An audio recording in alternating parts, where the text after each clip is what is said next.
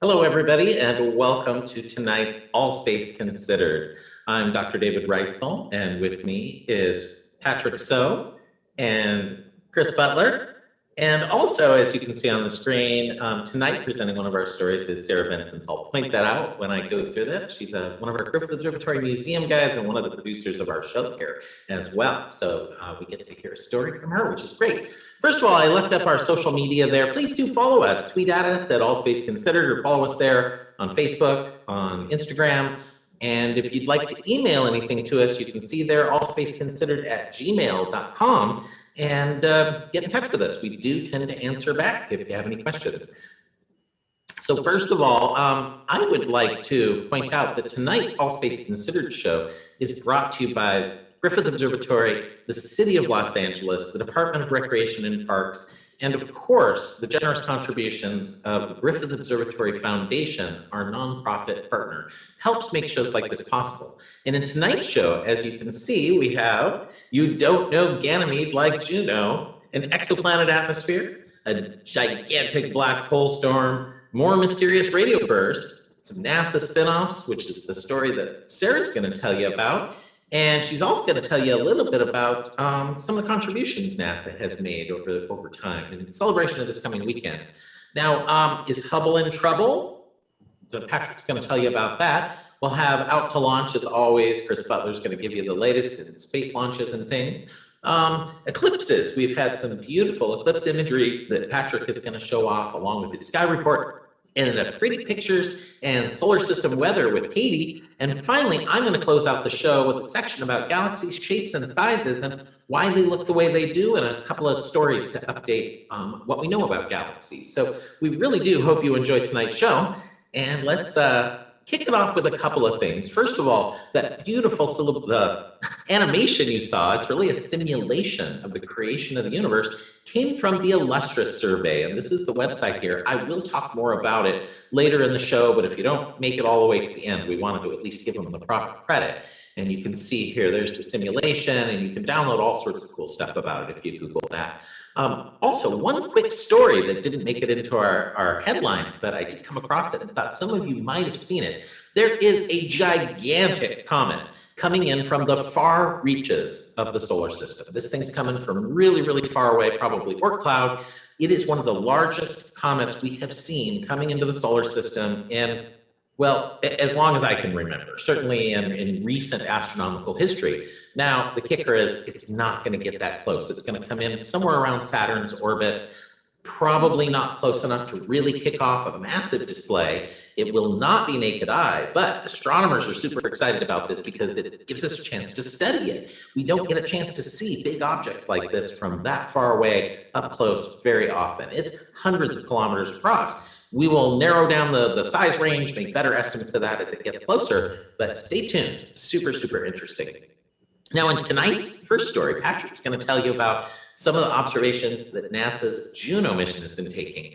And in the celebration of the 5 years since its orbit insertion back in 2016, NASA released these kind of psychedelic posters. Now, you might wonder why. Well, if you've been paying attention to Juno at all, you know why. Those images are just beautiful. Lots of swirls, lots of colors. The astronomical community's been doing a great job of taking those images and making them look like, well, that one that's behind the spacecraft, that's a real image somebody worked on. So you can download these posters if you're into it, put them on put a black light up on them, put them on some velvet, and have a good time. But Patrick, what's the latest of Juno, and what does Juno know about Ganymede that we don't? Well, we can go to the next slide here. All right. Well, Juno has had a good run, and fortunately, its mission has been extended. That announcement was made at the beginning of this year for another 5 years. In fact, it was supposed to end this month had it not been extended, and Juno would have ended up in the atmosphere of Jupiter and become part of the atmosphere of Jupiter. But it continues to give us really incredible results.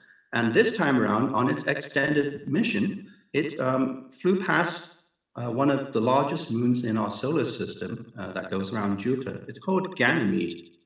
Now, Ganymede, it actually flew within 650 miles of Ganymede, and on its way to Jupiter in perigeo 34, and I'll go through that after we take a look at some of these incredible images it took as it flew by Ganymede. Before we do that, I just want to say that Ganymede is incredibly large, and you can see how it compares to the other objects in our solar system. It is bigger than Mercury and even the Moon, and smaller than Mars. And that just gives you an idea of the size of this gigantic moon. So this is it. This is one of the pictures that it took. Incredible resolution, incredible detail. The best image from any spacecraft so far of the largest moon in our solar system, showing a kind of a dark, ancient surface.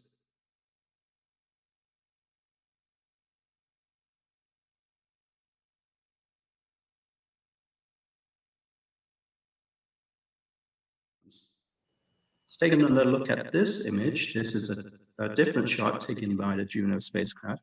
It only had time to take about 5 photographs because it whizzed by this moon so quickly that that's all it can take on its way to Jupiter.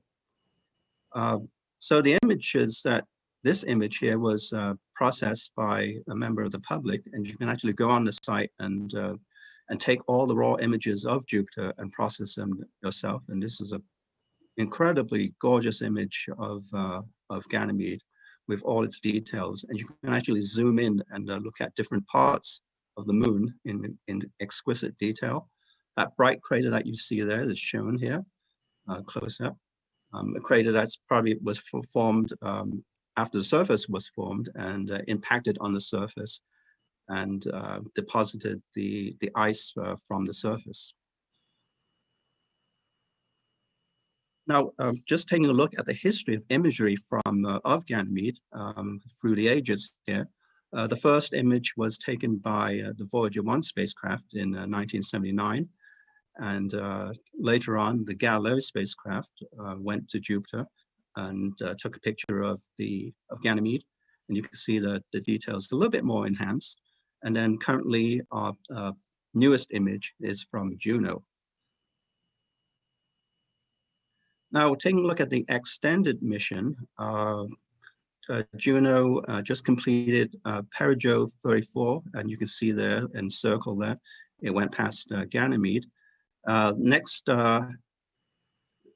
perigeo, the next moon in line, it will be Europa, which is an icy moon of Jupiter, and it's a little bit further in, closer to Jupiter than Ganymede is. And that will take place on September 29th in 2022. And then there's going to be two close by passes of the moon Io, this volcanically active moon of Jupiter in 2023 and 2024. So this is going to be an incredible mission. And it also paves the way for two upcoming missions, which one is the Europa Clipper and the other one is Jupiter's Icy Moon mission, which is still in the planning stages, but will be launched in the near future. Now, as I was saying that not only did we see those incredible images of Ganymede, but on its way past Ganymede, the Juno spacecraft made a close flyby of Jupiter, and the closest point above the cloud tops of Jupiter is called Perigeo 34, where it's traveling roughly about 130,000 miles per hour, and roughly about 2,600 miles above the cloud tops of Jupiter. And incredible pictures have been sent to us, and these are the latest ones from this current perigeo. Here we can see those white spots, which are called anticyclonic white ovals, and they're very close together and kind of spaced apart. This is the most I've actually seen kind of close together. There are 5 of them in this image here.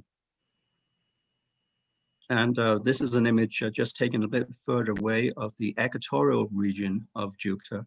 Remember that this is not the entire view of Jupiter. This is actually just a portion of Jupiter. And here we see some of the kind of orange clouds, cloud belts in the equatorial region. And this incredible picture is taken in the northern region, where we see it's mostly kind of bluish in color, with lots of colorful, actually lots of swirls and lots of turbulence going on. Atmospheric scientists are really having a field day with all these images, trying to figure out what is going on and what are the atmospheric processes that are happening in Jupiter's atmosphere.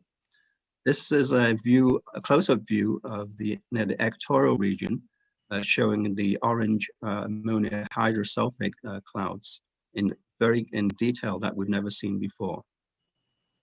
Now, this image is kind of like a kind of a swirly image, but you can see that it's been exaggerated in color and contrast, so you can see the intricate detail within these cloud patterns. And here's another color exaggerated picture as well. Right at the bottom there, you can see there's a kind of an oval, and there's some white specks in there. Those are pop-up cumulus clouds that we have seen that appear above the cloud tops of these enormous swirling clouds in the atmosphere of Jupiter. So incredible stuff, but also Juno is continuing its mission, and we'll have more data to come in the next few months. Yeah, absolutely. And you all understand now why NASA made those psychedelic posters with swirls like this. And, you know, the sharpening routines can really bring out those details. It's really amazing what you can see with modern computing. And it's not, they're enhancing things, but so it wouldn't look like this way to your naked eye. But these are real features on Jupiter, and really, really just incredible stuff. So speaking of an incredible discovery, Chris Butler, you've got an exoplanet story that you want to tell us about here. One that's kind of an interesting exoplanet that's a little different than a lot. Yeah, and it's a good tie-in as well to what Patrick was just talking about with the pictures of Jupiter's atmosphere. As majestic and amazing as those are, who knows what atmospheres are waiting for us out there around exoplanets? Well, that's something that people want to study. We have only just begun to get information on what kinds of atmospheres there may be around these planets. It's going to be very important for us to study. Well, they've found a planet now that looks like it's going to be a great candidate to study. Looking here at some very happy scientists here, Doctors Burt and Dragomir here are lead authors on a paper that was just published. Dr. Burt's working with the Tess team. We'll show you a picture of Tess, and no, it's not a person. Tess did an amazing discovery, and Dr. Dragomir was one of those who followed up on it, and they think they've got something really exciting to look at that may begin to tell us what atmospheres on distant planets around other stars might be like. The discovery of this planet was made by TESS, I mentioned, and as you can see, TESS is actually a spacecraft, the Transiting Exoplanet Survey Satellite, and it detected the passage of a planet in front of a star's face, dropping the light a little bit, and so they found out that there is a planet there, and so forth. And if this was confirmed, do you remember last month we talked about Barnard's star B and my frustration and tragedy with the planet? It turned out was not there when other scientists checked the work. Well, the planet finding spectrograph at the Magellan telescope down in Chile did confirm this one spectacularly. Other observatories around the world, again, checking on this and verifying the details of this planet. And it is indeed going to be a very good one to look at for learning about atmospheres. Now, some special restrictions here. TESS has an interesting survey strategy. The Kepler spacecraft, for example, during most of its mission, looked at one part of the sky for a very, very long time. TESS goes all over the place. TESS looks at the whole sky, but to do that, they have to keep repositioning where it looks, and they do that every 28 days. To detect a planet, they need to see it transit or go in front of its star twice. That means the orbit isn't going to be very long. It's going to have to be fast. And that means a planet that's close to its star. And the closer it is, the hotter it presumably is. So most of the planets that TESS has found are very, very hot. Now, they've been hoping they might be able to catch one with as close to a 28-day orbit as they could, right at the edge of possibility, detecting it right at the beginning of their glance at it and right at the end. And they have found one with a 24-day period, meaning a cooler planet, more like the temperatures we'd experience on Earth, more like that. And that alone makes this new planet a really exciting candidate and a standout among the ones that TESS found. There's another benefit to this. This is a simulated picture that I did of what it might look like. Shows the star. It's a dim reddish star called a red dwarf. Not a very big star. It's only about half the size of our sun. And if you look closely, you'll see there a little dot. That would be the actual size of that planet crossing the planet's face. That's big enough, though, that it gives a very clear eclipse and a very strong, good signal. The star is also the best kind with a very bright infrared signature to make it a good target for, among other things, the James Webb Space Telescope we're all waiting for launch for in October. The planet itself is not probably habitable. Earth's orbit shown there in blue would be far, far too far out for this star. It's a smaller star, so you'd have to be somewhere in the green area, the so-called habitable zone for liquid water. This planet, called TOI 1231b, is right on the inside edge. It's not quite Earth-like temperatures, 330 Kelvin for you astronomers, or about 135 degrees Fahrenheit, something like that. But it's not far from Earth-like conditions, and that means scientists really want to get a look at this one. As for what it looks like, I warned you last month, don't count necessarily on artists' guesses just yet. This is a possibility that I just drew up, but there's a NASA illustration of it that shows it as deep blue and with white fluffy clouds on it. The truth is, we don't know yet, but we do think there's an atmosphere there. We think that because, among other things, we know it's a very large planet. It's about 4 times the size of Earth and 15 times the mass. In other words, it's about like Neptune in our solar system. We expect it's going to have a good atmosphere to study. But as for what that atmosphere might be made of, the details, is this a water-rich atmosphere, a methane-rich atmosphere, and so forth? Scientists do have ideas about the kinds of things it could be, but the fact is we don't know yet. And this is an ideal candidate to look at for a number of reasons. Going through a couple of them. For one thing, The exciting thing about this planet, unlike a lot of test planets, is this one is fairly cool. As I mentioned, a bit like Earth. Another thing, it's a large enough planet around a small enough star that the signal from the planet's eclipses, the light reflected off of the planet, all of these kinds of things will be easier for another telescope to read. So that's fantastic. We also have the situation with the planet's space motion. Here's a weird little extra gimme that it gives us. There are lines in the spectrum, the rainbow light spread out by a spectrograph, that reveal the chemical elements in an atmosphere. One of those happens to be for hydrogen that they really want to look at. And it turns out that we usually can't observe that. There's space dust and things that get in the way of us seeing that. The star system's moving fast enough away from us to redshift that into a clear spot. They're finally going to get their information on that. So that's exciting. So TESS has done its job like a hunting dog. It has sniffed and pointed and barked. It has told us where something is, and all of these other observatories around the world, including the James Webb Telescope here, are going to be having a look. Anyway, that's a report on this new planet. Back to you, Dr. Rice. Thank you, Chris. That is going to be a lot of fun. Now, that planet probably is not going to be too habitable for humans, but there are moons. You know, we have not found a solid exomoon candidate yet that we can say absolutely is there for sure. But it gets too complicated because you're too close to the planet, the dips, all the rest. But the next generation of these sort of surveys might do it. TESS might find one if we get lucky. But there could be a moon around that planet that could be more habitable for us if it's something the size of, say, Ganymede or a little bigger. We don't know. But these are certainly exciting times for the exo world, the seeing planets and everything else.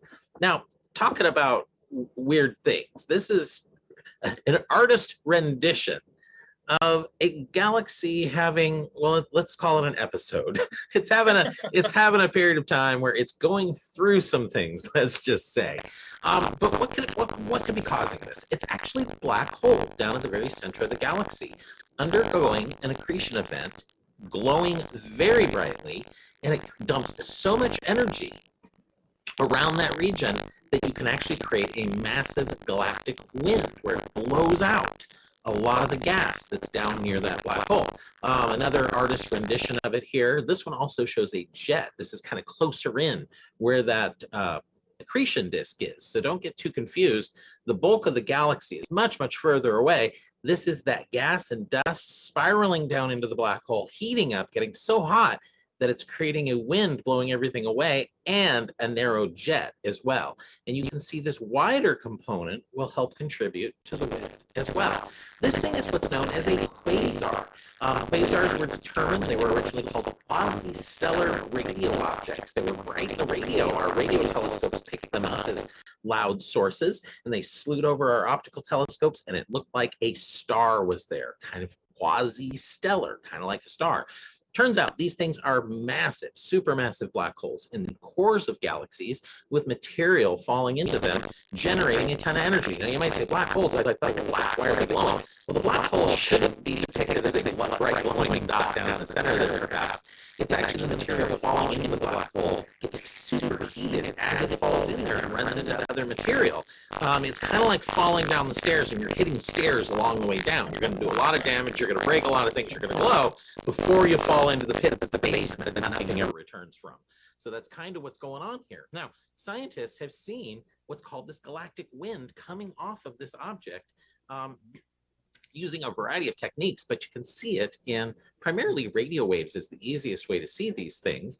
The ALMA telescope, using, well, sub-millimeter waves in radio, is able to see these sorts of things. So deep in the center there, you can see the disk of red, which is the galaxy itself, and the blue is depicting the model showing that wind coming off this galaxy. So you see the narrow disk of gas and dust with the wind blowing out from the center down there. And my dog is dreaming down there, crying out. It's very cute. He thinks he's barking.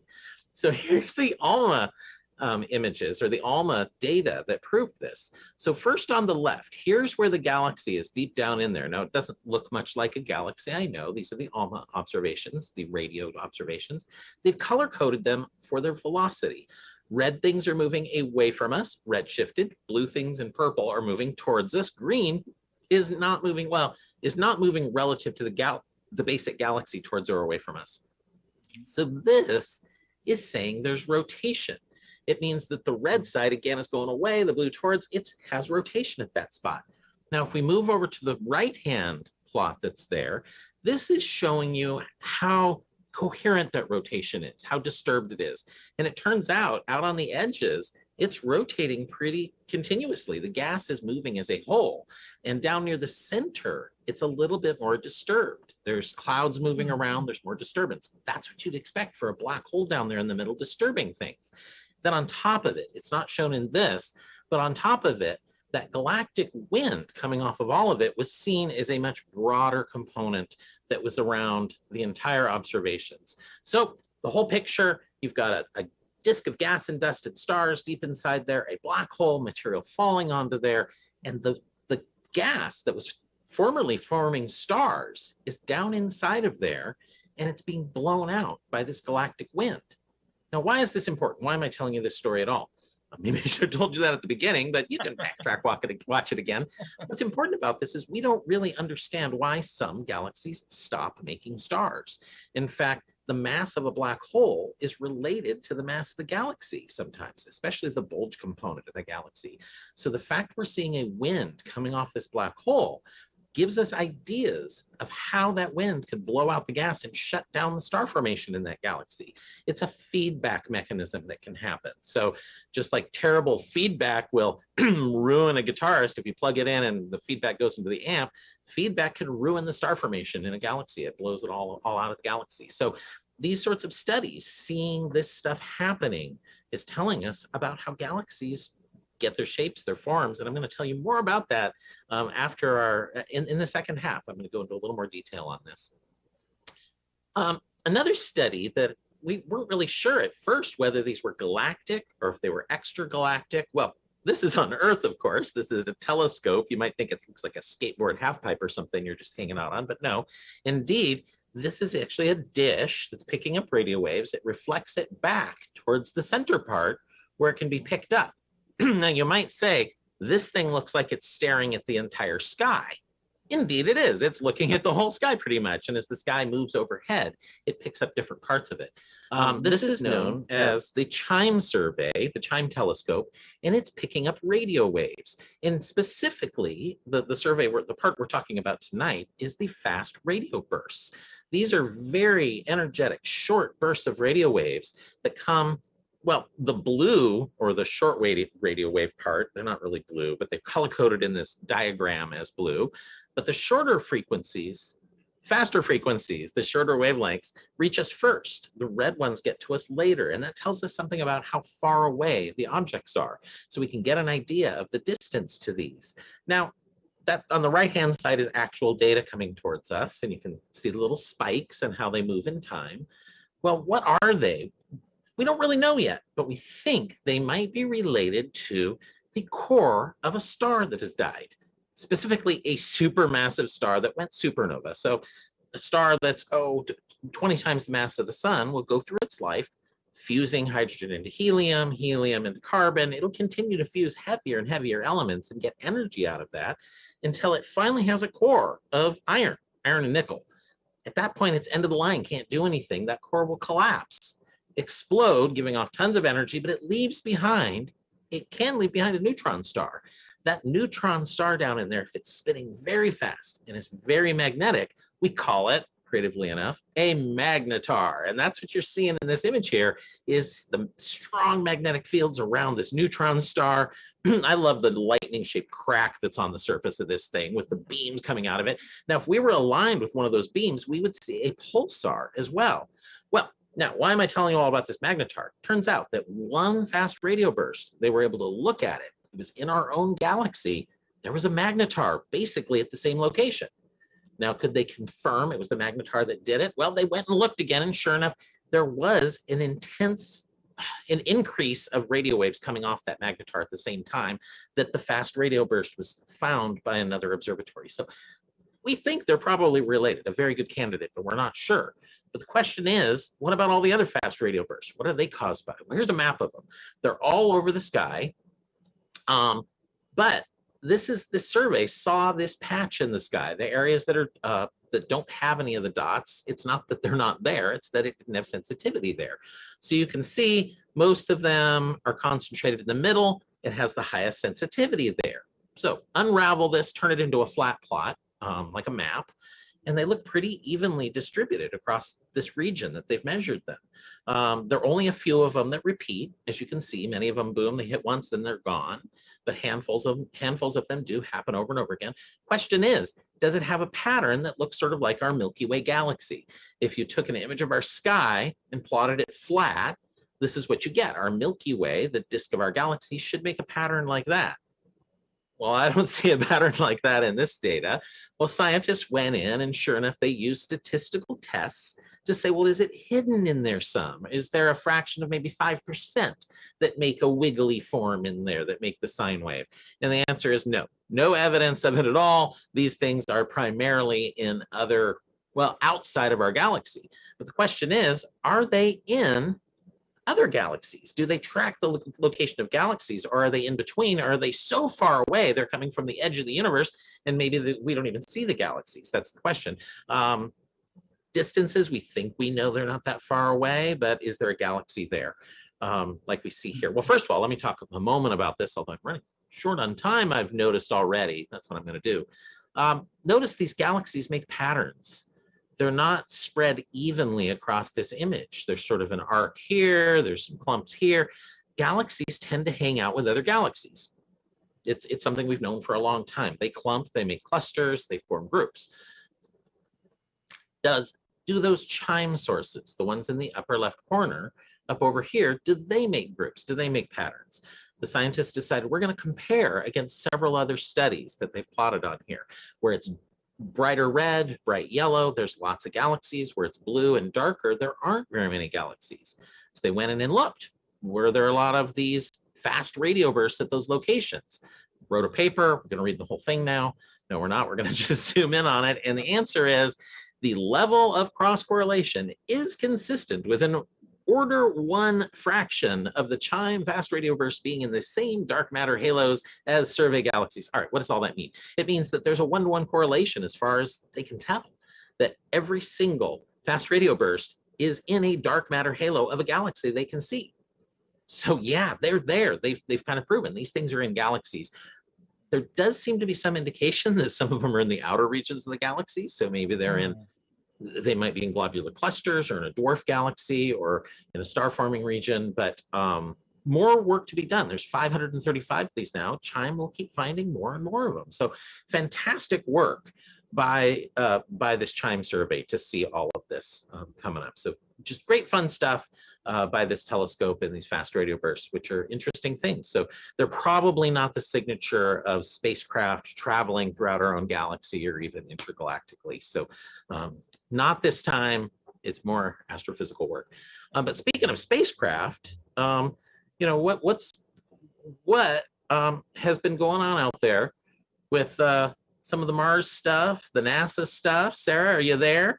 Hey, what's up? You are. So tell us about what NASA's been doing. I know that we're coming up here on a big holiday weekend for the United States, the 4th of July.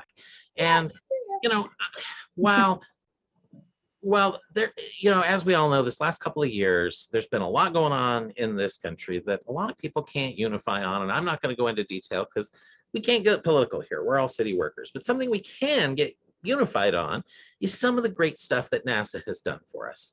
And, you know, not all of it has been done just by us either. A lot of it has to do with international cooperation, working with other astronomers, working with other agencies. So, you know, tell us a little bit about it. I'm not going to put you on the spot here and tell us all because that's impossible. But give us a little flavor about what NASA's been doing, if you will.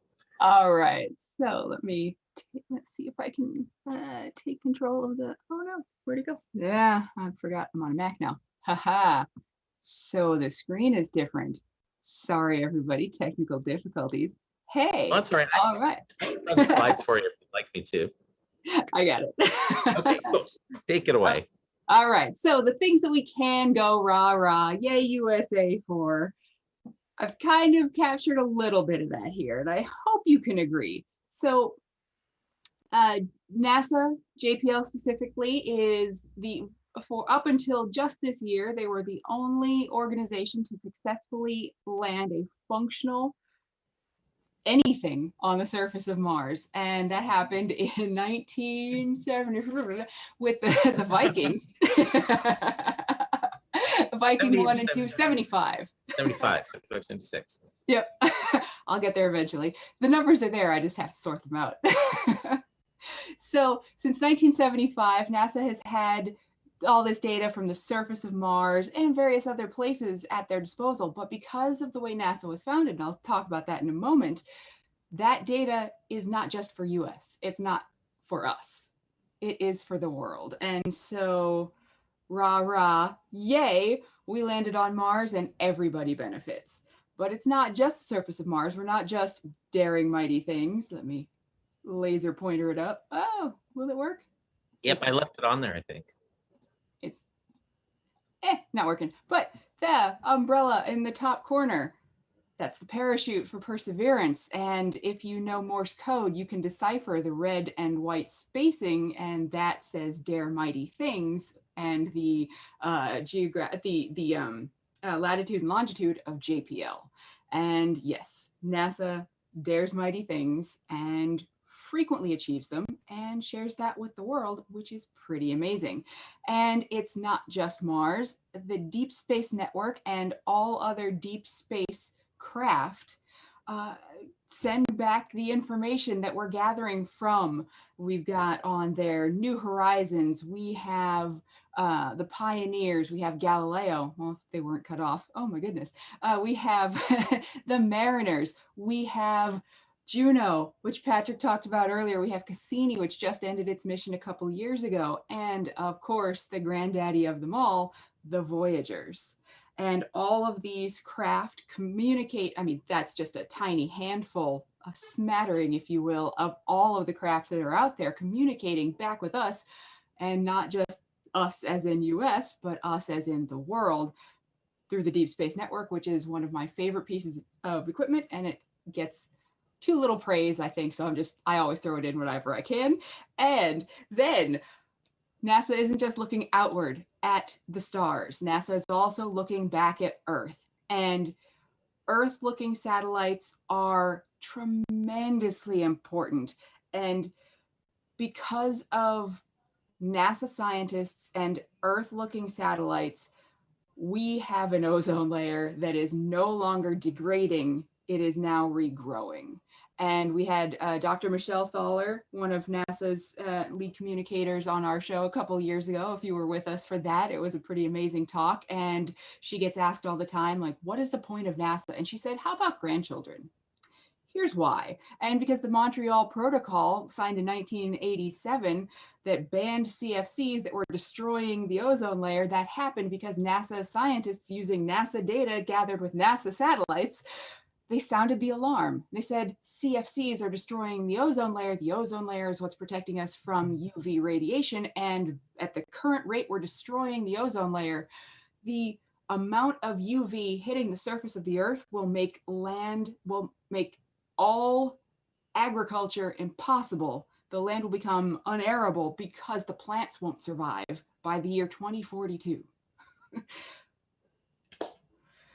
World governments, and leaders responded, and we are recovering. The ozone layer is rebuilding because, lucky for us, CFCs, they take off out of the atmosphere and they break down, and we're better off for it. We do need that ozone, and even though it's a poison down here, we love it up there.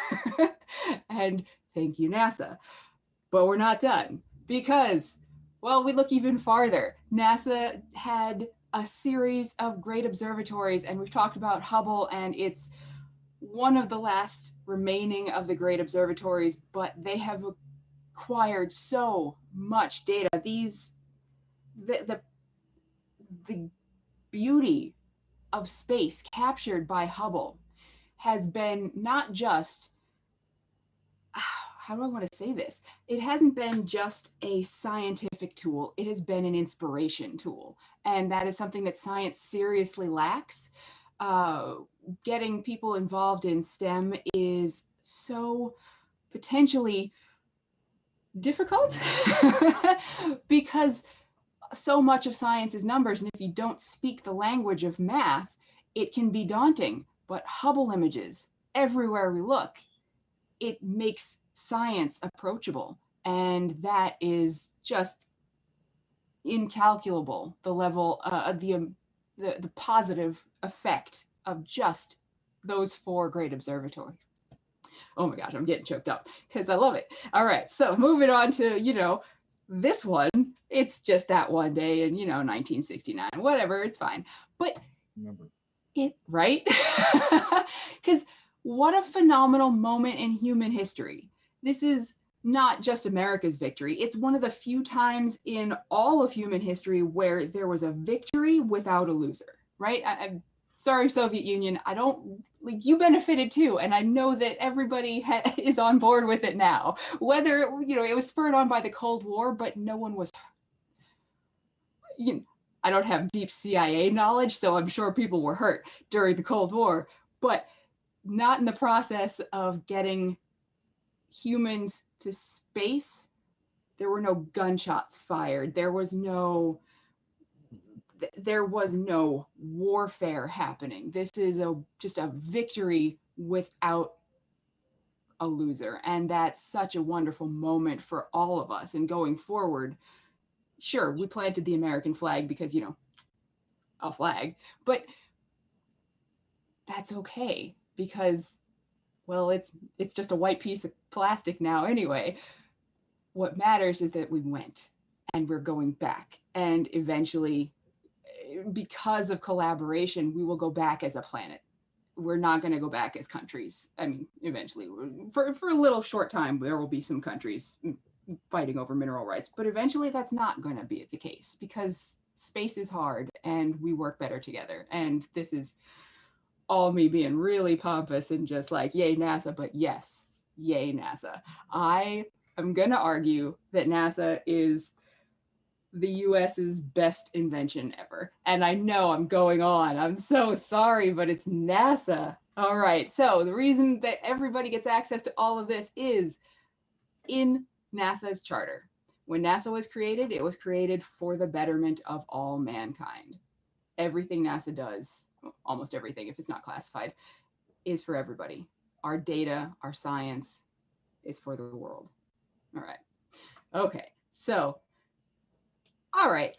Not only did we do some cool stuff, but there are residuals. NASA has given us not just those cool moments, they've also given us things that we use every day and maybe don't realize.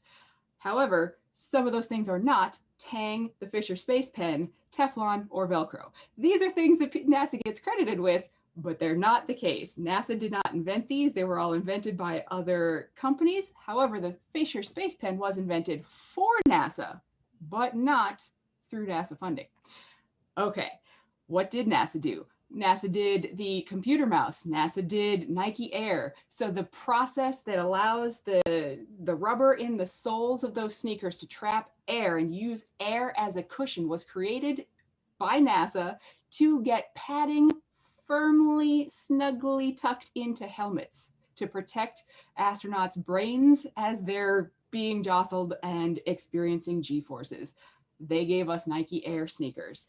And Tempur-Pedic, the memory foam mattresses, that is a NASA developed cushion. CMOS digital camera sensors, that was developed for flybys of planets. And they are used in almost every single cell phone because CMOS sensors use a fraction of the amount of energy that the other kind of sensor uses. So almost all of our camera phones are NASA technology. Also, NASA doesn't take credit for the miniaturization of tech, but all of the companies vying for the contracts, and since space requires smaller, lighter, and better, all of the companies vying for those contracts, they were pushing themselves on behalf of NASA. So the reason we have the microchips and the microprocessors in these incredibly powerful, tiny, tiny packages is because they wanted to get to space. And we thank them for it. So now we can have the equivalent of a supercomputer in our pocket, because 5 megs of RAM used to take up the size of a room. All right, so, and there's even more. I'm not done yet. Surprising ones for me were not the gear that firefighters use, but the jaws of life. The tech that they use to snap the scissors shut is the same tech that they used to sever the bolts on the space shuttle during launch. Right. The same little pyro charges. Similarly, the landmine deactivation, when NASA has leftover solid rocket fuel that doesn't get burned, it's, they didn't get it put into one of the SRBs, one of the solid rocket boosters. They put them in, they take a small amount of this, it can't be, formed into an SRB anymore. What are they going to do with it? It's basically asphalt that burns. You point it in a landmine, you neutralize the trigger mechanism in the landmine, and it's neutralized. It's done. You could just remove it safely. Black & Decker dust buster. They needed a way to clear particles. If you're in a spacecraft, you need to get particles out of the air, you need a dust buster. Baby formula that has enrichments, algae, thank you, NASA. Gross. I'm just kidding. Unfortunately, the astronaut ice cream, never. It was developed with technology for NASA. It has never gone to space. All right, but if you would like to know more about NASA spinoffs, if you would like to deep dive, because it goes on and on and on, NASA spinoffs. NASA Spinoff is a magazine that they publish. You can look and see all of the things that NASA has given us that we use in our everyday lives and don't even realize it. And you can use NASA patents. This is not just, hey, these are the things that these big companies, no, you can apply to use a NASA patent. And in the understatement of the year, NASA says benefits to you. It says, this data management. No, that's NASA being humble. That's NASA being very clearly scientific. When you click on these links, it takes you to the way NASA data handling, data management, and data processing is being used to fight cancer, identify cancers, identify patient groups, identify all sorts of everything. The medical industry is absolutely benefiting from NASA data analysis. Okay, I'm going to leave it there. Please dig further. NASA spinoffs just go on forever. They absolutely could, but I think you covered a lot of them there, which is terrific for us. A couple of points I wanted to make along the way, although no shots were fired at astronauts at each other during the space race. Russian cosmonauts did carry a firearm with them into space, but it was not to be used in space. It was when they landed, got out if there was a bear. Yep. At least that's what I had heard. So they land in Siberia, so they still do carry firearms. Yeah, I love it. That is very interesting. That is the second most Russian thing I've ever heard. Exactly. But thank you for the fascinating tale of NASA and everything that we're doing and how that's going. And of course, all those wonderful Hubble images. Indeed, they're extremely inspiring. But Hubble's having some trouble right now. And Patrick, can you fill us in on what the latest is with Hubble? Okay. All right. So yeah, there's something going on with Hubble, and this space telescope has brought us some amazing pictures, as Sarah was saying, and is provided us with amazing imagery of images even from our solar system to the deepest reaches of the universe, and has even provided us with data on the possible composition of atmospheres of exoplanets, and that's how great Hubble Space Telescope is. Now, most of these images are taken on board the spacecraft, and they are transmitted down to Earth like this through a relay satellite and then to ground stations, and then they are processed out in Baltimore at the headquarters of the Hubble Space Telescope Center. Now, the problem is there is a glitch on board on the Hubble computer that has now caused no more imagery to be sent down from the telescope. And that computer is known as the science computer. It's shown right there. And there is a problem on it where it's basically not working. And when it's not working, it affects all the instruments that gather data through the mirror of the telescope and the data that's sent to that computer. So all of these instruments in those red boxes are no longer they're capable of gathering data. They're still working, but the computer itself, which is basically almost like a control and command center for collecting all the data from those instruments, has a glitch in it, and that happened on June 13th, and it's almost like three weeks now that engineers are working on this particular computer. Just to give you an idea of what it looks like, this is what the computer looks like. It's actually attached on the side of a door of the Hubble Space Telescope. This is the first computer before it was launched into space. And when I say the first computer, it's because that computer has since been replaced by an identical computer, which is seen here, in a servicing mission in 2009. And here are some pictures of that. That's service mission number 4. It did a number of things, including installing the wide field camera, which was a big advance for the Hubble Space Telescope. You can see here one of the astronauts working on the Hubble Space Telescope, which is literally attached to the space shuttle.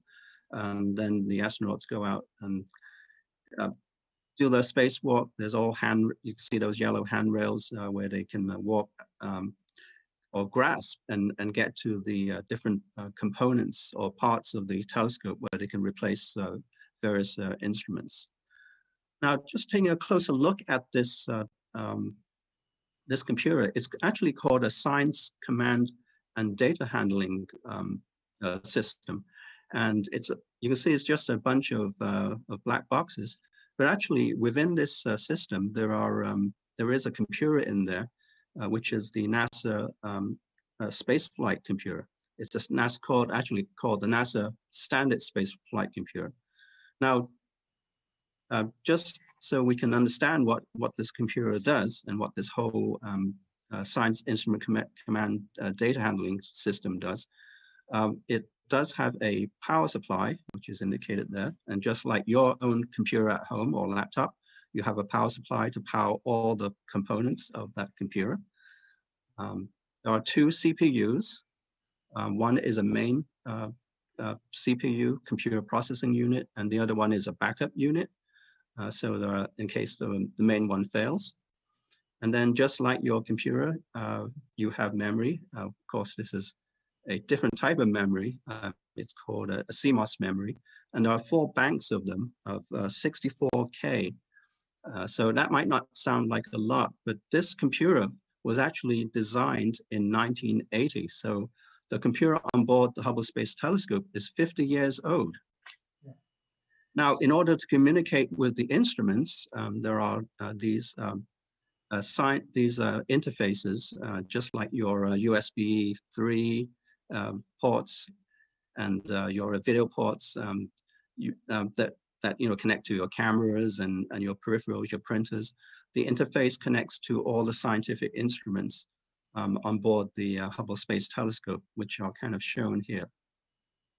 So what's going on? Well, I'm going to just back up the slide here. So what's happening is that when the glitch occurred, the engineers tested writing data to the memory, to those memory banks, and they found that they could write to the memory banks, but they could not read what they sent to the memory banks. So that was the glitch that they're dealing with at the moment. So they thought, okay, we'll switch from the main computer to the backup computer and do the same test. Let's write to the memory, and then let's see if we can retrieve data from the memory. Well, on that test, the same thing happened.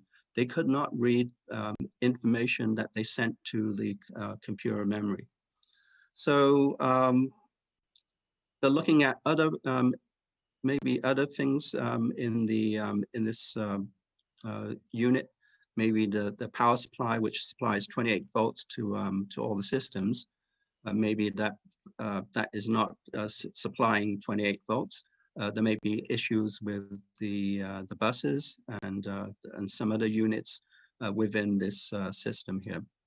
So kind of today, they are actually still working on other options. And as of today, they are basically still working on the issue, and hopefully if they can find a solution, that would be great. Otherwise, we could lose a great observatory in space. Thank you, Patrick, for that report. Fingers crossed for the Hubble Space Telescope, of course, and let's hope they can get it working again. We currently don't have a large space telescope to replace Hubble. We were hoping the Webb would overlap with Hubble.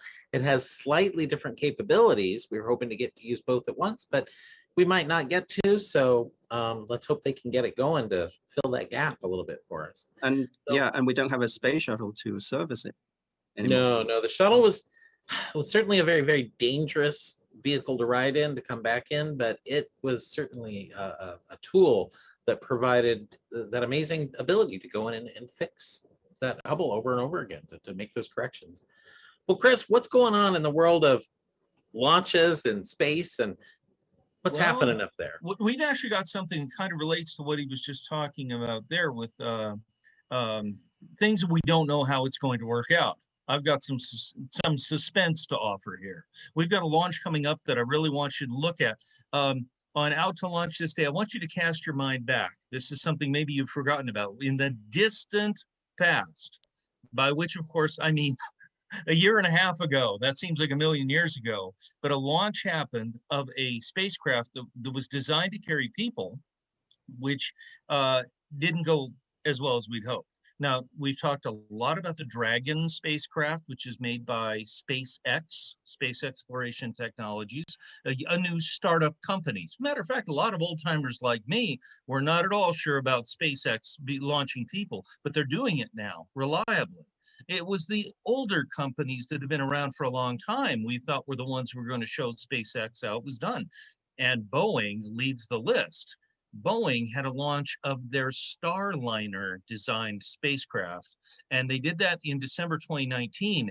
And surprising a lot of folks, it did not go exactly as we had hoped. During the launch, the rocket was fine. The Atlas V launch vehicle performed fine. But when the spacecraft separated and was intended to fire its own rockets and get up into a higher orbit where it could rendezvous with the space station, again, nobody on board. This is just a test of the vehicle.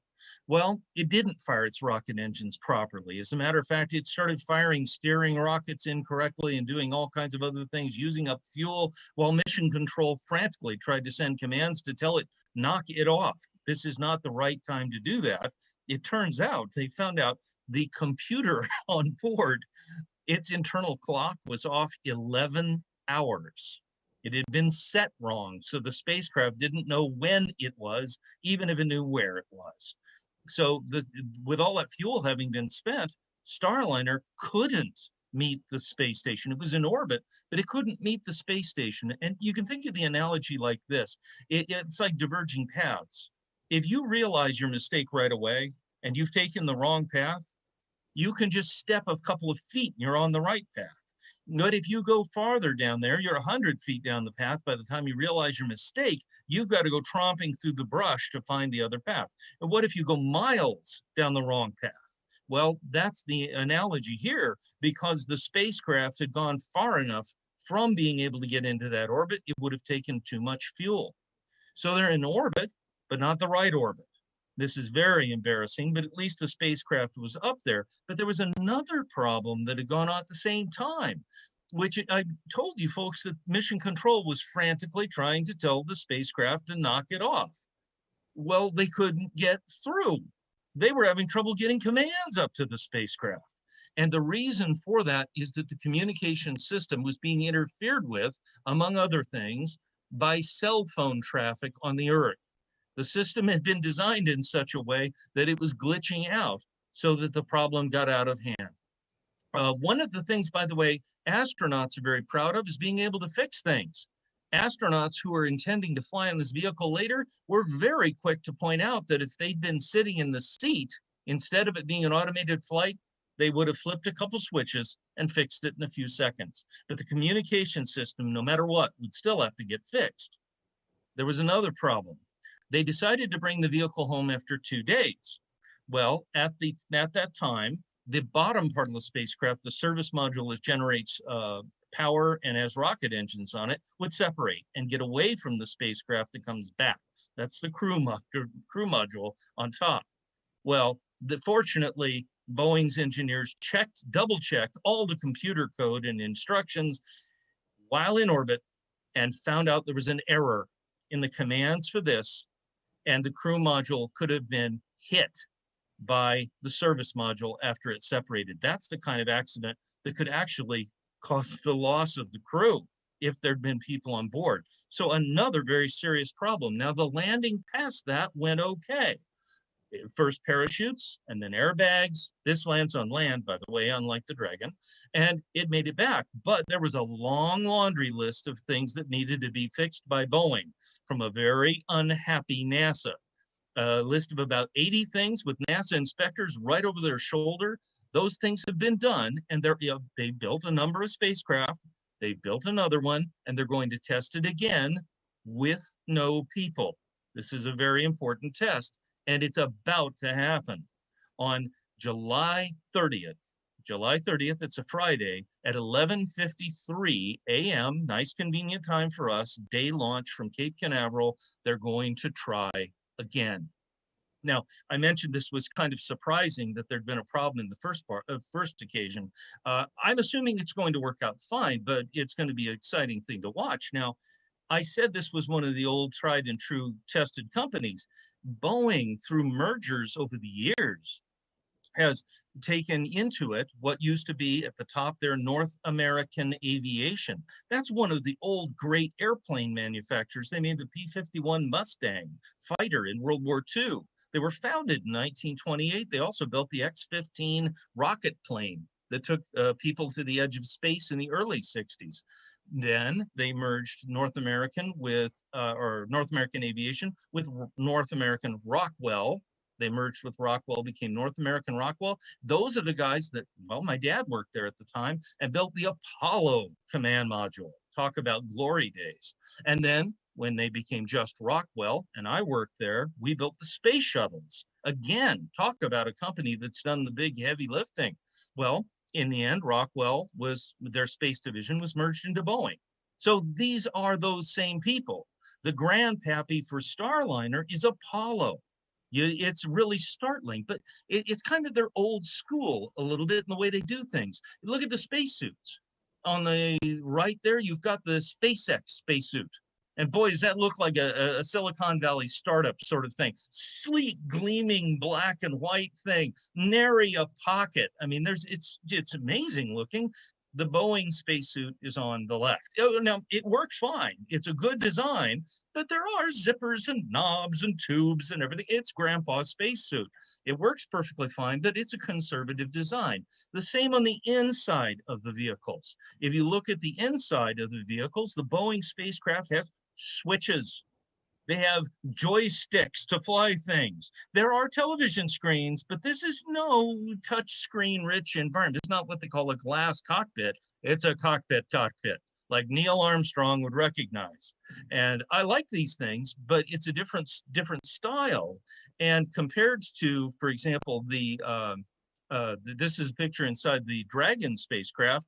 They have those touch screens. Now, they have a few buttons under the touch screens, but the automatic systems, well, they worry me a little bit. I'm kind of rooting for the old-fashioned Starliner. I want to see it work, but no matter what, it's important that it does because there's a crew waiting. These people have been training with the Starliner, and if this test goes well, in December or so, Starliner is going to have these 3 astronauts on board. So fingers crossed, July 30th, we should watch this one. It'll be exciting. Now, next month in All Space Considered, talking about a launch, we know how it works out, and boy, did it work out great. Apollo 15 may be the most scientifically important of the Apollo missions at an incredible landing site, the first mission to bring the lunar rover and conduct all kinds of experiments. We'll be talking about it next month. And in the meantime, then, July 30th, watch your TV, and we'll be talking next month about that and Apollo 15. Thank you, Dr. Reitzel, and back to you. Well, thank you, Chris. I'm kind of with you. The glass cockpit's super pretty, glorious. Love it for video games, love it for touchscreens, that sort of stuff. But I don't know. I was making a joke in one of our meetings, like the intern decides for the zero gravity detector, you know, they put in a plushie or a stuffed animal. Well, maybe the new guy thinks it's funny to put a bowling ball in there that's painted like Earth instead of the Earth plushie. That thing goes bouncing around off all, yeah, it hits those glass panels, you're done. Although at least they did put in a return switch into that thing. So there's a physical button that'll take them back to Earth if everything else breaks, I heard. That is true. And I do want to point out that originally the first proposals for SpaceX were for the vehicle to be entirely glass cockpit touchscreens because it looks so nice. And then they got some NASA astronauts and sat down and said, I want a joystick and I want some physical controls. So they do have some.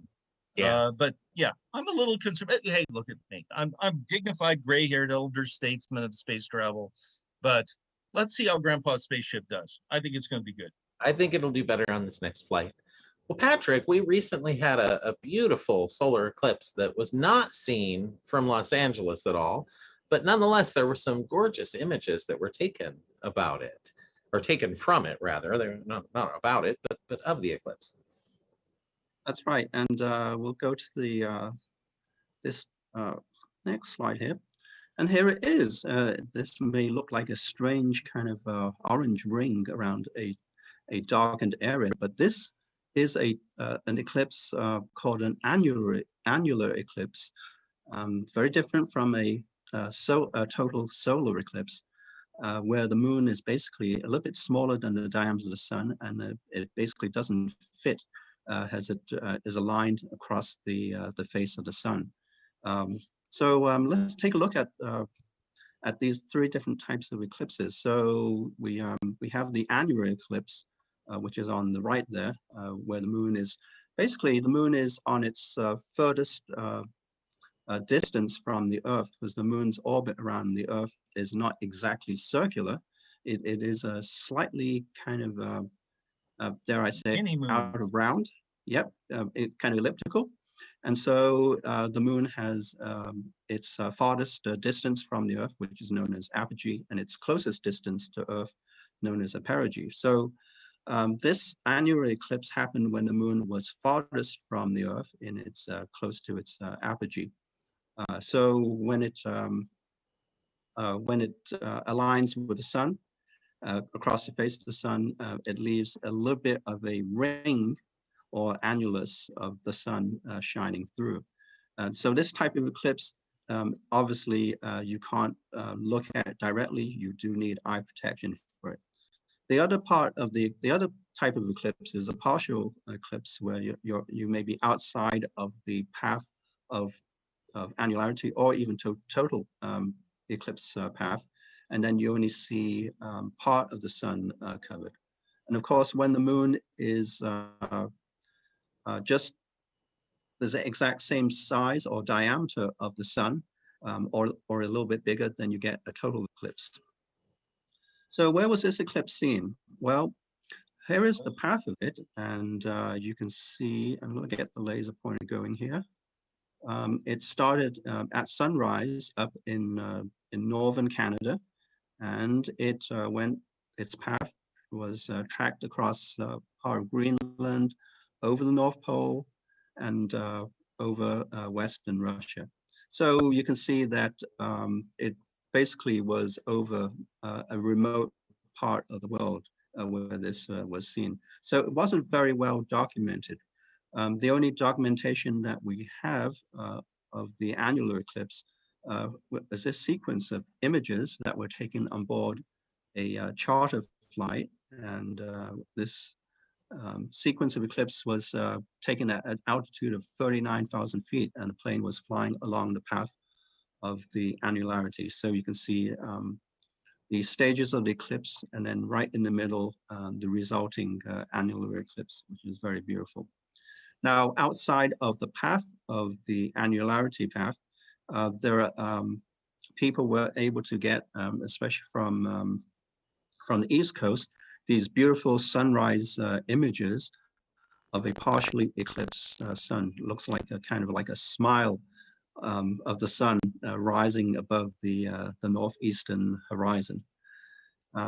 Now, over in Iceland, this person had fun and aligned himself with one of the horns of the eclipse, and it appears that he's kind of holding it up in the sky there.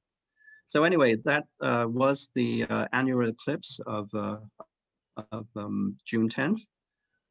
But it happened, and it happened roughly a few weeks after the total lunar eclipse that we streamed online on May 26th. Well, is there anything like that coming up in our sky report? No, not. You have no eclipses next month. Okay. No. Well, what do we have in store? What do we have? Okay, well, all right, for the sky report, what can we see in the sky this month?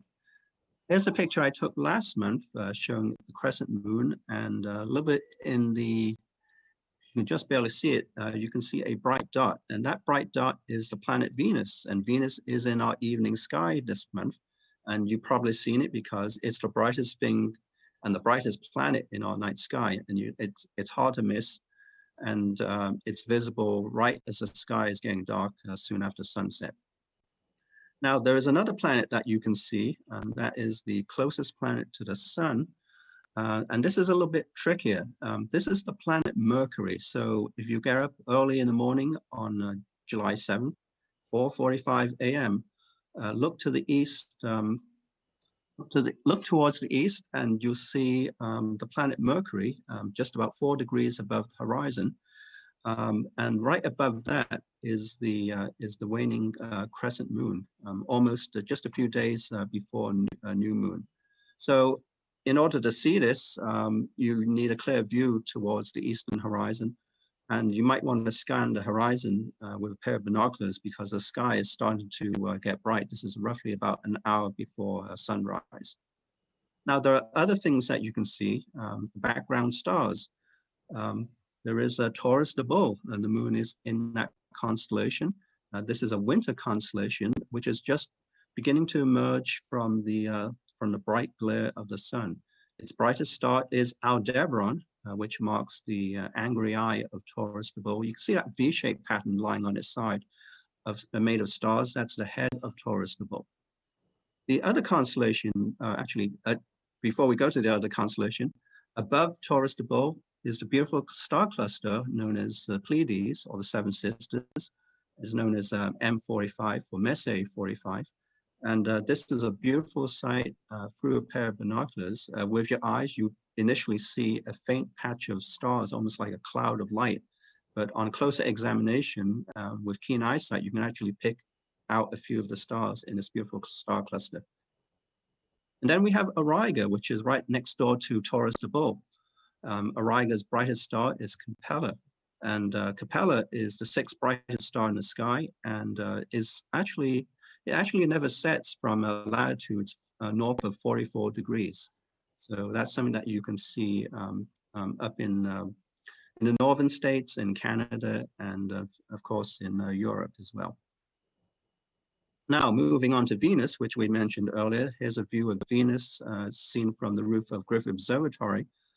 On June 20th, during our solstice event, we took this image there, and you can see it's so bright it can easily be captured even with this video image. This is just basically a still there of a video image, just over the Hollywood, actually not over the Hollywood sign, but to the left of the Hollywood sign. Now, Venus this month is doing something interesting. It's approaching the planet Mars. And of course, that's a line of sight thing because the two are separated by millions of miles. And it's roughly about over a degree apart on the evening of the 11th, if you look towards the west. The moon is just to the right of it, just a few days old, beautiful crescent moon. The next day, Venus moves closer to within a half of a degree of Mars. So that's going to be a beautiful sight. And the moon moves further up in the sky into the constellation of Leo the Lion. And then on the 21st, as Venus moves around the sun, it basically in our sky appears to move around in the sky. It is just roughly about 1 degree from the brightest star in Leo the Lion, Regulus. All right, so what do we see kind of generally towards the south on our summer evenings? Well, there are the constellations of Scorpius and Sagittarius, which dominate the southern sky. They're kind of low. Antares is the brightest star in Scorpius, and I've always mentioned that's Chris's favorite star. I always do that. It is. I would do that. So, but between these two constellations lies the Milky Way. And in this region of the sky, we're actually looking towards the center of our not center of gravity, but the center of our Milky Way. Sorry, I always mix those up. The center of our Milky Way, which represents the brightest portion of the Milky Way. And if you use a pair of binoculars and scan this region of the sky, it's literally rich in globular clusters, open star clusters, and nebulae. There are lots of them, and they can be visible through binoculars, and even visible even in our light polluted cities, although it's best, of course, to have a dark sky to look at this portion of the Milky Way. There is we'll feature one object that we actually have an image of. That's M6, which is an open star cluster, Messier M6. And here it is in this beautiful image taken by Anthony Perkett, an open star cluster, which is roughly about 1,600 light years from Earth. It's roughly about 4.2 magnitude. And what that means is that it's just visible to the unaided eye in a dark sky. All right, so what about the other planets? Well, the two largest planets in our solar system, Jupiter and Saturn, are actually in the morning sky. So, if you get up around about 4 a.m. or sometime like that, you can see the two planets. Jupiter is the brighter of the two. Jupiter is actually 16 times brighter than Saturn in the sky, and both of them are unmistakably bright and easy to find. And if you want to find them with the moon, actually, before we go there, we can has two images taken through a large telescope from Clyde Foster in South Africa. Jupiter on the left is taken visible light, and on the right, Saturn with its beautiful rings taken in infrared. All right, so if you have a hard time finding these two planets, the moon is below Saturn on the 24th in the early morning. If you miss that, you can go out the next morning, and you can see that the moon is between Jupiter and Saturn, just below it. And finally, it's just below and across from Jupiter on the 26th. And speaking of the moon, Chris mentioned earlier, at the end of this month is the anniversary, 50th anniversary of Apollo 15. And just for curiosity, where did it land on the face of the moon? Well, it landed right there in a region called Hadley Rill. And so if you have a telescope or a pair of binoculars and look in that spot, that's the landing site of Apollo 15. All right, so for this month, our moon phases. Well, we've already had a first quarter on the 1st. New moon is on the 9th. Our last quarter moon is on the 17th, and full moon is on the 23rd. And at the end of the month, on the 31st, is a last quarter moon. So a last quarter moon repeating itself on the 1st and on the 31st. And usually if that was a full moon, we would call that the second full moon of the month a blue moon. So do we call this a last quarter blue moon? So that's a question for everyone. So that's our sky report. Enjoy the sky. Yeah, enjoy the sky, but one thing you should not enjoy is don't come up to Griffith Observatory with fireworks. Griffith Observatory, we're closed on Sunday, July 4th. There are no fireworks shows visible from the observatory. And I mean the big ones. Of course, there's all the little ones that go off. You can see those from anywhere in LA, but you won't see a big show. You don't get to see up close any big fireworks, so don't bother rushing up there. In fact, the Park Services puts up bright lights up at the observatory, so you're going to be standing around under bright white lights. So don't bother to come up on the 4th. It's the one day we are absolutely closed, and we don't need folks up there causing any fire danger, especially up there with our very, very dry park. Inquiries from the foundation. This is a section we normally do every month, or we've started doing, where we take a question from our foundation. But this month, we got everything put together a little too late with everything that's been going on at the observatory, all our other planning. We didn't quite get a question.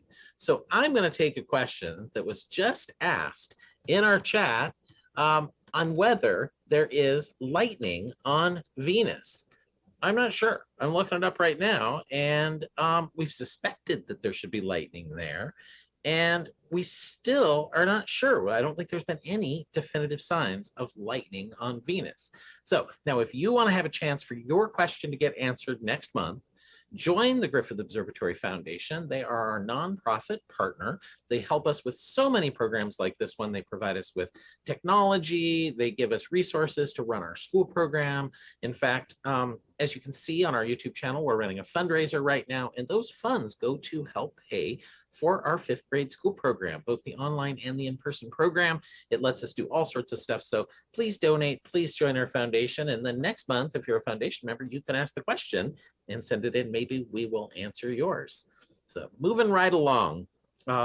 So on to some pretty pictures with Katie. There you are, as I forwarded it on to you. So Katie's here to show us more beautiful astronomical images and tell us a little bit what they're about, and then also tell us if there's any space weather. Hi there, Katie. Hi. Yeah, so these first images are from telescope demonstrator Anthony Perkic. This is Nova V 1405, and there's an arrow pointing to it. Beautiful image.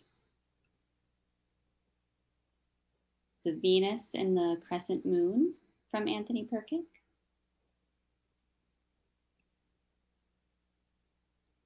And just some beautiful images of the crescent moon in mid-June.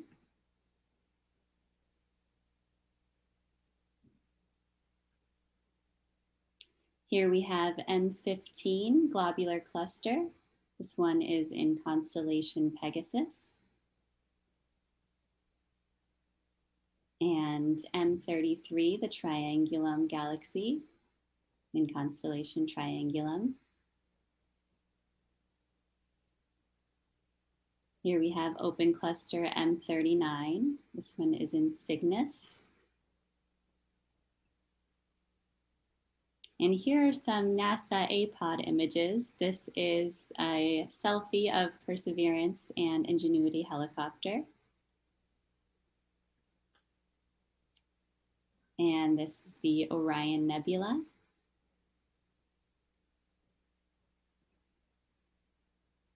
Beautiful image here of Andromeda.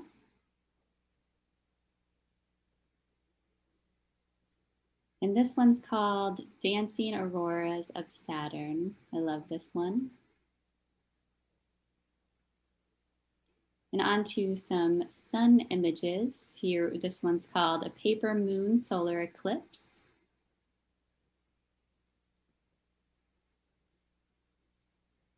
And that was our cover image, eclipse flyby.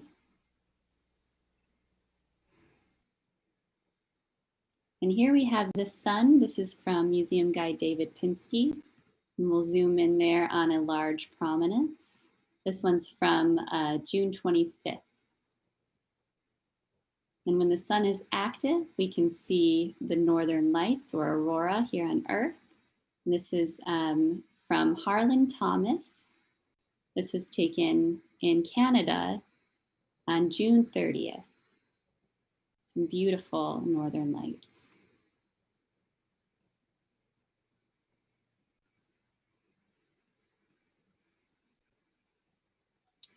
And these images of the sun are actually from today. You can see a large sunspot on there.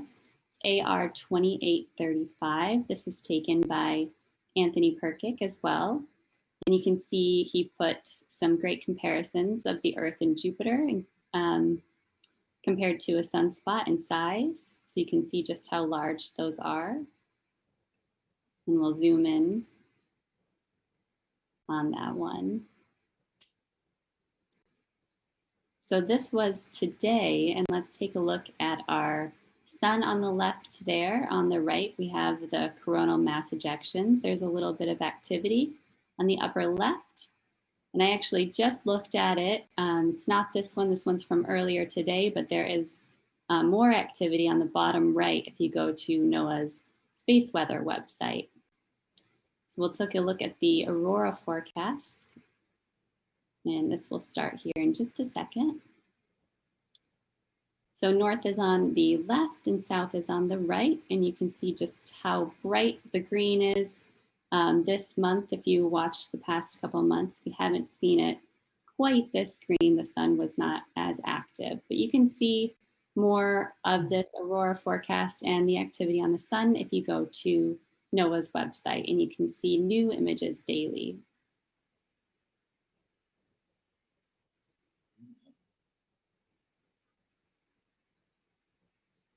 Well, very cool. Still not a very high chance of aurora there, though. No, not a high chance still. So, unfortunately, you have to get up into the yellow and oranges, maybe. So to close out tonight's program, I want to tell you a little bit about galaxies and what they are. We often talk about galaxies, and we don't give you much background information. We speak about them like you all know what a galaxy is. Of course, this is a famous Hubble Deep Field image, and you see mostly galaxies in this image. There's spiral ones, there's elliptical ones, there's odd-shaped ones. They come in all different, shapes and sizes. But what are they really? Well, let's take up some close-up images. Here's a beautiful spiral. You can see the spiral pattern's pretty tightly wound. You can see the bright, hot, young blue stars that are in there. The dust that's in the foreground blocking out the light from the background, and sort of that orange-colored light coming from the bulge in the central regions of that galaxy. Here's another one. This looks a little different, although this is probably a very similar galaxy to the last one, but just viewed edge on. So, but anyway, I'm still talking about these things like you know what they are. What are these things? Well, they're collections of stars out in space. Stars, gas, dust. The gas gets fused together to form new stars. If you have a dense enough pocket, you can make new stars. Blue stars don't live very long, and that's why I call them young. So those blue spots you're seeing in this image tend to be very, very young stars that have just formed. And the dust is blocking out that light. So we can see that it's all kind of down there in a disk. Now, there are probably hundreds of billions of stars like the sun in this galaxy. And I mean, some of them are larger, some are 50, 60 times more massive, some are 10 times less massive than our sun, but they're all kind of similar. They're just big glowing, plasma balls that are fusing elements into heavier elements that makes them hot and glow. So how did they get that way? Here's the edge-on view of a spiral. You can see that dust blocking out the starlight again, and it probably has a spiral pattern if you could view it from up above. Kind of like this, maybe. This one has a beautiful spiral pattern as well. That dust blocking out the lights, the bright blue stars, kind of the orangey light in the middle. You're kind of seeing a pattern here. Are all galaxies like this? Well, not really. Here's two that are kind of close together. In fact, the one on the upper right probably, we think, flew past the one on the left, and it triggered sort of an interaction between these two. These galaxies are close enough together they're interacting. This is the famous Whirlpool galaxy, or M51, by the way. So, again, very, very large objects. But they're not all spirals. There's a spiral in the upper left or upper right there in the corner. So again, hundreds of billions of stars like the sun, and gas and dust making new stars. But then you have this thing in the lower left. It looks very smooth. It looks kind of just a whitish, a yellowish white color. Well, that's an elliptical galaxy. You can see it's kind of elliptical in shape. It doesn't have a lot of dust, doesn't have a lot of gas. It's not forming any new stars right now. And it just gets brighter and brighter and brighter towards the center. Here's another elliptical galaxy. In fact, this one has a black hole in the center and a jet. This is M87 from the famous Virgo cluster from our very own big picture in the Gunther depths of space at Griffith Observatory.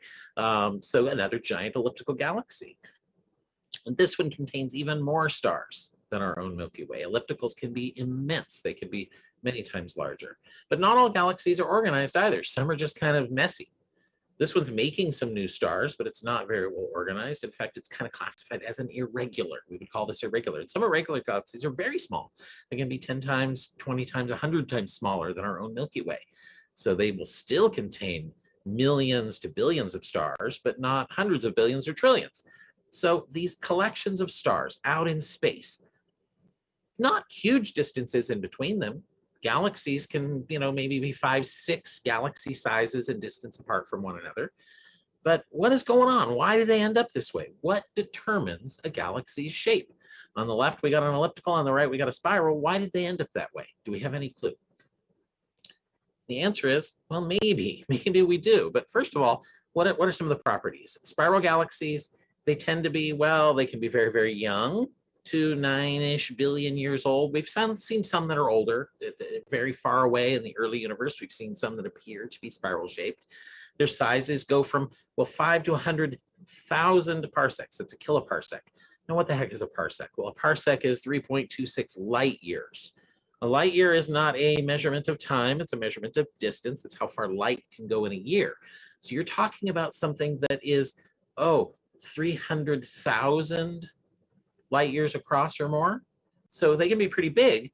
But now let's go over to the ellipticals on the right-hand side. The age range 7 to 10. So maybe they're not quite as old as the spirals, strangely enough. Some of the spirals can be older. Their sizes get from much, much smaller than a spiral galaxy to much bigger, 2, 3, 4, 5 times bigger. In fact, I wrote 200 there, but they can be even huge when you find these giant ellipticals. Now notice, spirals are kind of in the middle of the range of the mass, from about 1 billion solar masses to what is that? 10 to the 12 is trillion, I guess. Solar masses to, well, 10 to the 7 to 10 to the 13. So ellipticals can get even larger than those spiral galaxies, but also can be much, much smaller. So ellipticals are weird. They're the smallest, but they're the biggest. They're the least massive, but they're the most massive. So what's going on here? Can we figure it out? Lots of gas and dust in the spiral galaxies, not much at all in the ellipticals. And the spiral galaxies are forming stars right now, and you don't see much at all in the ellipticals. So what does that tell us all? Can we figure out why that would be the case? Well, first of all, just you can classify the galaxies, like I said before, elliptical, spiral, and irregular. Irregular ones are almost like spirals that don't have any structure to them. They're doing a lot of the same stuff. So we're going to kind of set those aside for the moment as we move forward to think about this a little bit. Can we organize them into some sort of pattern? Well, originally, Edwin Hubble thought, well, let's put a classification like this. It was called Hubble's tuning fork diagram. You can see why there. It looks like a tuning fork. And the thought was, well, maybe, just maybe, these ellipticals have, they were in the process of turning into spirals. And now they had to split the spirals in half because some of them have that kind of bar-like structure going across the center. We didn't really understand why that was the case. This ends up being completely wrong. Ellipticals are not turning into spirals. In fact, it might be the other way around, actually, in reality. A more current tuning fork diagram is a little bit like this these days, which is a complete mess. You've got strong bulge, that's that central region. You've got weak ones, you've got irregulars. This is from the Spitzer Infrared Nearby Galaxies Survey. They went in and found all sorts of different galaxies, all sorts of different shapes, all sorts of different morphologies, which is kind of the different structures within the galaxy. It isn't helping me at all trying to figure out how this happened, however. So it doesn't seem to be an easy story of one galaxy type just turns into another one. I think we need to look at environment. We need to look and see where these galaxies hang out. Well, they do hang out next to each other. They are found in clusters. Galaxies are in clusters. And just like stars in a cluster, they are orbiting each other. These galaxies orbit one another and they interact with one another. And in fact, as you're traveling through a cluster, you can have your material pulled out. You can have your gas stripped out and be left with just stars behind. So the living in a thick, rich environment like this with lots of other galaxies can affect what you end up like. You might also collide with another galaxy, and we'll talk about that in just a couple of minutes. So environment can have a lot to do with it. But first of all, just spiral structure. Spiral structure for a long time was thought it occurred because it was winding up. If you just have the stars in the middle rotating faster than the ones on the outside, or revolving faster, not rotating, but revolving around the center faster, the galaxy will tend to twist up this way. It'll kind of, just like twirling some yarn, it'll get tighter and tighter into that spiral. Well, we don't see that. Galaxies near us are not more tightly wound up than the ones far away. And in fact, this should happen so quickly that it would rapidly wipe out any spiral structures. So that is not how spiral structure is found. We think spiral structure comes from a density wave. It's a little bit like getting stuck in traffic.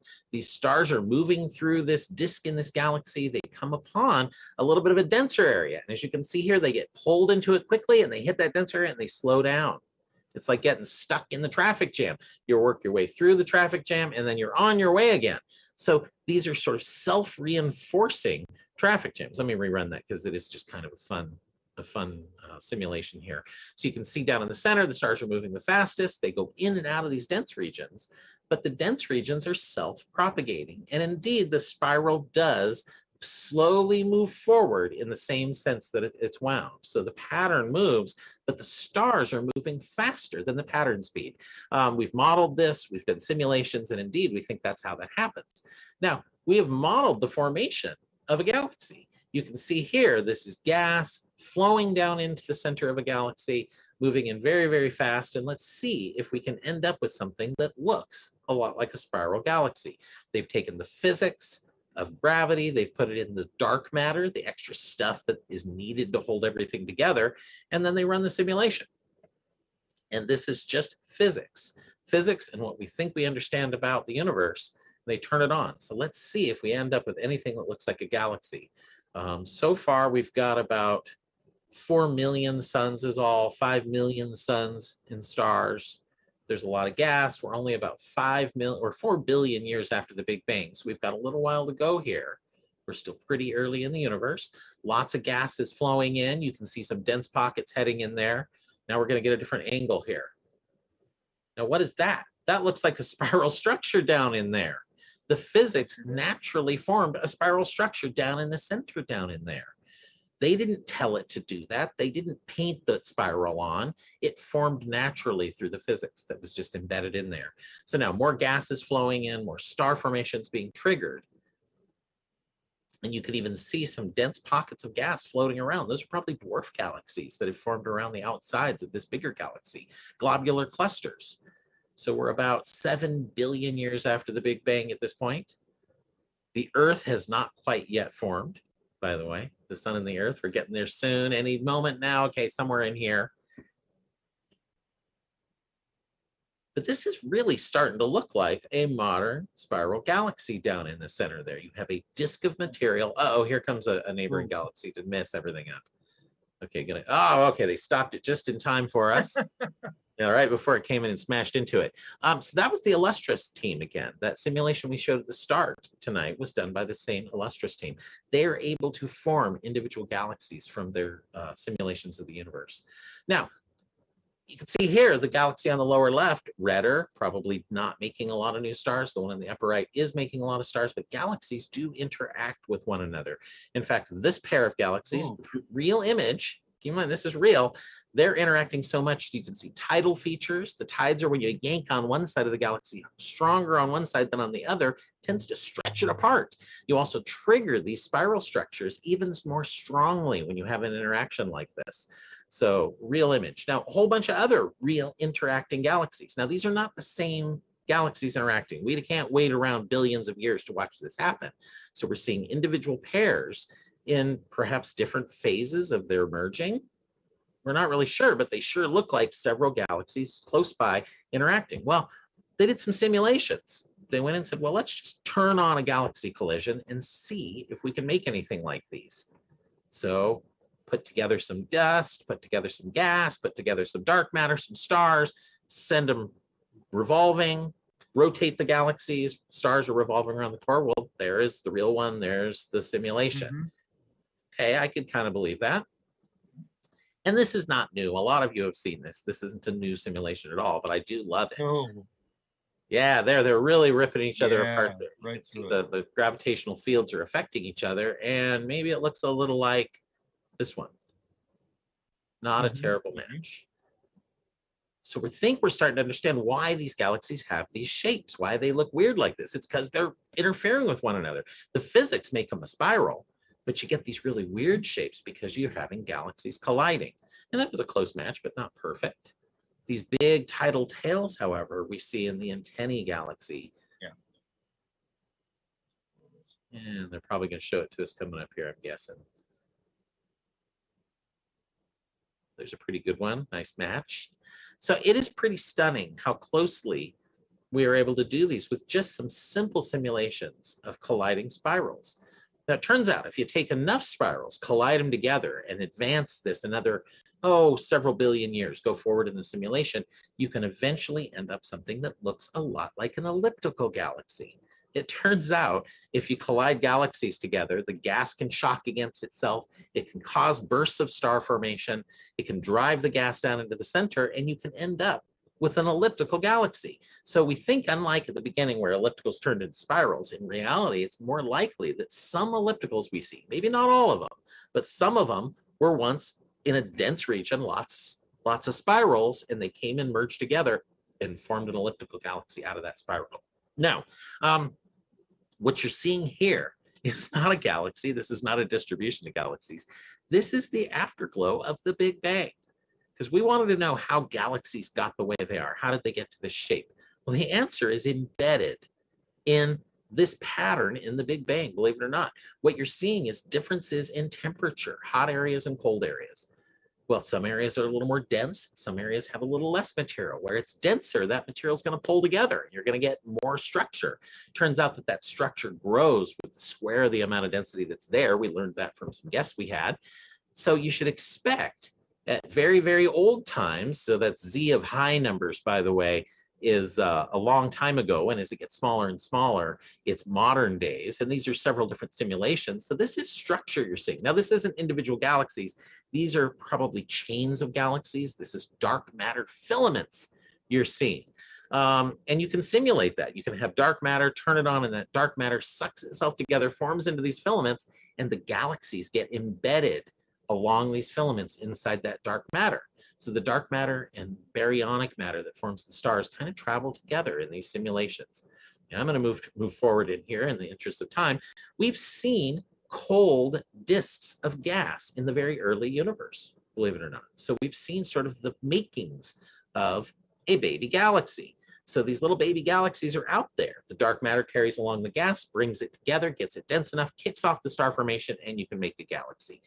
And the shape of that galaxy is driven by how that gas falls in, how the stars fall in. Now, there used to be a question, was it a big cloud of gas that collapsed in and made a single galaxy, or was it little clouds of gas that all collapsed down and then made the galaxy? Turns out it's a mixture of both, that you probably have a moderate sized thing that does go in and forms the central black hole of the main galaxy. And then you have more little bits that come in. You have mergers. So mergers are very important. So you do get those sorts of things out there. Now, some of the first structures out there, how do they get formed? The bulge of our galaxy that I was saying, that inner part, the disk of the galaxy, are they formed early on? Do they form later? When does that happen? Well, there was a story in the Goods survey. This is the new stuff that I'm talking about here. Went in and looked at galaxies and wanted to find out that bulge, the orange glow from the center versus the disky stuff, which is purple in this image. Which formed first? Did you make the disk of the galaxy first and then you made the bulge? Or did you make the bulge and then you made the disk? Well, they went and looked at galaxies a very, very long ways away. And it turned out about a third of the bulges formed early on and about 2/3 formed later on. So that's a little bit of a mystery. We don't understand why that's the case. This was actually a survey done, Caltech, NASA, Harvard, Smithsonian. And here's some actual images of galaxies. On the left, a natural looking kind of disk galaxy. It's not high resolution, it's far away. Another one in the middle has a well-formed bulge, and on the right-hand side, just kind of a bulge. But why these happened that way? we have no clue. We thought maybe all of them would form early, all would form later, but no, a third and 2/3. That's a little strange. So interesting study by Luca Constantine and others. I'm looking forward to hear more what they have to say about this. And as they dig into it, is there a reason why those third formed earlier? Maybe they're in a denser environment. Maybe they're in a cluster. I'm not sure. So there's more work to be done on that. In addition, we have, of course, the beautiful ALMA telescope. It's an array of radio dishes down in Chile, has made some observations of gas in galaxies in the nearby universe. We want to see, what does it look like? What do the star formation regions look like? Do they all kind of look the same? Or what is their morphology, their shapes? And it turns out they come in all different shapes and sizes, kind of like what we'd expect. But that ALMA telescope is really able to look in and pinpoint where these stellar nurseries are. And they were able to go in and say, no, they don't all look alike. They don't all act the same. They're different, and they're as different as neighborhoods within cities. So, some of them are very well organized. Let me get my pointer here again. So nice, beautiful spiral structure here. Almost all the nurseries are in the spiral region. Here, you got kind of a nice spiral pattern, but there's some splits to the spiral structure. Here, very stretched out and a lot of star formation right in the center. Here, there's almost a ring going on. Okay, is this Superman's galaxy? What's going on? We got a big S there. Here is Sauron's eye over on the left-hand side, so rings. These are vastly different, but having the power to simply look at the glowing gas where these stars are forming and strip away those stars and strip away the other confusion, it gives you great power. And that's what they were able to do with this. So we're able to look at that structure of these galaxies in detail and track where these stars are being formed and the behaviors of them. So some beautiful up close images where we added in the stellar light along with that star formation regions, and then some of the black and white images and where they went in with the surveys and sampled them. So this is the FANGS HST galaxies survey. And the basic idea here is, if you observe things with Hubble, if you observe them with ground-based telescopes, if you observe them with radio telescopes with the carbon-oxygen line, the CO line, you can look at the neutral hydrogen line, you can look at the H1 line. You use all these different powers, it tells you different things about the galaxy. ALMA is this sub-millimeter one, and it's actually telling us something about the star formation and how it works. The radio waves can track sort of the diffuse gas. It can look at the gas across the whole galaxy. The infrared can pierce through the dust and can see the stellar nurseries down in there and look at the individual stars forming. The ultraviolet with ultraviolet observatories tells us some of the most massive stars and the high energy. And then lastly, H2 regions, stellar ejecta, supernovae. So really, to understand how galaxies form, how they evolve, and how they change, we need the power of all these different telescopes. And it's a complicated business to really try and understand how all this works together. But we're starting to get an idea of it. We really are. The pieces are coming together far better than they used to. And we're starting to get a pretty good picture, to the point, like we showed with our opening simulation. Again, this is the Illustra survey, which is getting a little bit old, believe it or not. I'm sure there might even be new ones out there I've missed. But you can turn on the physics, and this is a much bigger chunk of space now. This isn't an individual galaxy forming, but rather clusters of galaxies forming. We showed this with the opening of our show tonight. And they choose the amount of dark matter, the amount of dark energy. Usually those are put into the simulation based off of other studies. So the Planck satellite and others tell you what we believe those numbers should be, what they measure them to be. They put in all the physics of the universe. They put in how they want to have that feedback mechanism as the black holes turn on, as it ejects gas out of these galaxies, how that gas shuts down the star formation. They're able to create a universe in the computer that looks a lot like the universe we live in. And this starts to make us have true belief and faith in the physics and in the understanding that we're starting to get the physics right. We're able to make these simulated universes that look a lot like the real thing. And the other reason I wanted to close with this, obviously, other than saying we have a lot more work to do to really understand cosmology and how it goes, but we're starting to feel like we could be on the right path with some of this. The distribution of galaxies is right, the way the gas flows out and things. But mostly I wanted to end with this tonight and show it to you because this is going to be the safest fireworks you can enjoy this weekend. Stellar fireworks blown up in the sky. Enjoy your Novi. Please be safe out there with the temperatures we've been having and the dryness that is out there. The hills are ready to burn. Neighborhoods are ready to burn. So be super careful this year. It's not a good time to destroy our city because you wanted to see some sparkle. Go to YouTube, watch these simulations instead, and have a very safe 4th of July weekend. So once again, I want to thank everybody for joining us tonight. Thank you, Chris Butler. Thank you, Patrick So, for your wonderful job tonight. Thank you, Katie, for your beautiful, pretty pictures in space weather. Thank you, Sarah Vincent, for the wonderful report on NASA and all the lovely things that NASA's done for us. Thank you to the City of LA, Griffith Observatory, the Department of Recreation and Parks that owns and operates Griffith Observatory. Thank you to all the people out there that are tax-paying citizens of LA. And lastly, thank you to the Griffith Observatory Foundation. That's our nonprofit partner. Again, they make so much of what we do possible. If you'd like to contribute and you've enjoyed this evening's program, we're still running a fundraiser to help our foundation recover from this last year where we were closed, and also to help fund some things. And furthermore, hit the like button, follow us, get the notifications, and you won't miss any of our programs we have coming up. So thanks everybody, and we'll see you again next month.